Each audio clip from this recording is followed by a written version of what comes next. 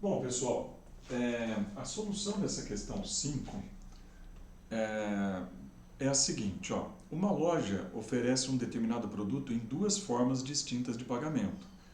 A primeira é à vista por R$ 1.000. Então, se você tiver que pagar tudo, você tem que pagar R$ 1.000 à vista, certo? E a segunda em 3 parcelas de R$ 400, sendo a primeira no ato da compra, a segunda 30 dias depois e a terceira 60 dias depois, certo? Considerando as aproximações da tabela, determine a taxa mensal de juros sobre o saldo devedor cobrada na segunda forma de pagamento. Bom, pessoal, se à vista ela custa R$ 1.000 e o cara vai dar a primeira parcela no ato da compra, então todo mundo concorda que ele sai devendo da loja exatamente R$ 600, ok? Muito bem. Depois, no primeiro mês, 30 dias depois, ele tem que pagar R$ 400, certo? No segundo mês, também mais duas prestações, mais uma prestação de R$ 400, ok? E isso vai zerar a dívida dele. Muito bem. O que significa isso? Significa o seguinte, que ele saiu da loja devendo R$ 600. Depois de um mês, o que acontece com esses R$ 600? Se a taxa de juros for de 20% ao mês, esse número seria multiplicado por 1,20, 1,2, 1,2. Só que como eu não sei quanto que é essa taxa de juros, ela vai ser multiplicada por 1 mais I%. Eu não sei quanto que é. Aí o cara vai lá e paga a primeira parcela, que é R$ 400. Essa diferença é o que ele está devendo ainda. Então aqui eu vou colocar um colchetes.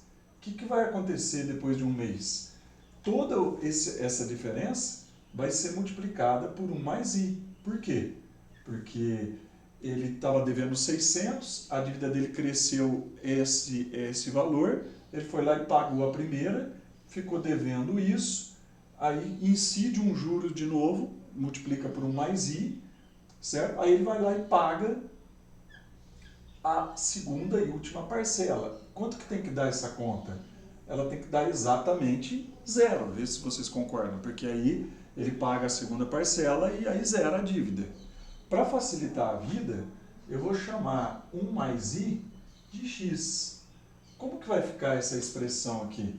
Ela vai ficar assim, ó, 600x menos 400 por fora multiplicada por x, porque isso aqui eu estou chamando de x, menos 400 igual a zero, certo? Distribuindo, vai dar 600x ao quadrado menos 400x menos 400 igual a zero. Reparem que nós estamos diante de uma equação do segundo grau, em que eu posso dividir todos os elementos aqui por 200, então vai dar 3x ao quadrado menos 2x menos 2 igual a zero. É uma equação do segundo grau. Para resolver essa equação do segundo grau, a gente acha delta, certo? Que é b ao quadrado menos 4a, que é 3 vezes c, que é menos 2. Então, fazendo as contas, o delta vai dar 28. Lembrar que 28 não tem raiz exata, mas 28 pode ser entendido como 4 vezes 7, certo? E 4 tem raiz exata. Então, qual é o valor de x? É claro que o x eu tenho que pegar um valor positivo aqui. Não faz sentido aqui o x ser um número negativo. Então, vai ficar assim, ó, 2, fórmula de Bhaskara lá, menos b mais ou menos raiz de delta sobre 2a. Então, 2 mais ou menos raiz quadrada de 4 vezes 7 sobre 2 vezes a, que é 3. Então, vai ficar x igual a 2 mais ou menos 2 raiz de 7 sobre 6. Como esse cara é par, par e par, dá para colocar o 2 aqui em evidência e escrever 1 mais ou menos raiz de 7 sobre 6. e aqui 1 mais ou menos raiz de 7 sobre 3, certo? Esse é o valor de x. Aí você fala assim, puxa, professor, e agora? O que eu faço com isso?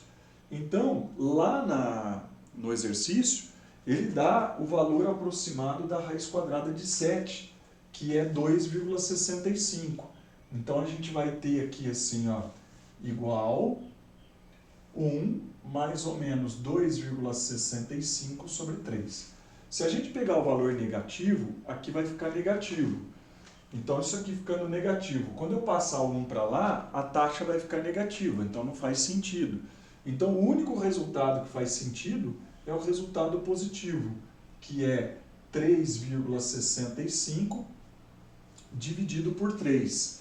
Então, a gente vai pegar esse valor aí, 3,65 dividido por 3, e vai obter o valor de x, que é aproximadamente 1,22, arredondando aproximadamente 1,22.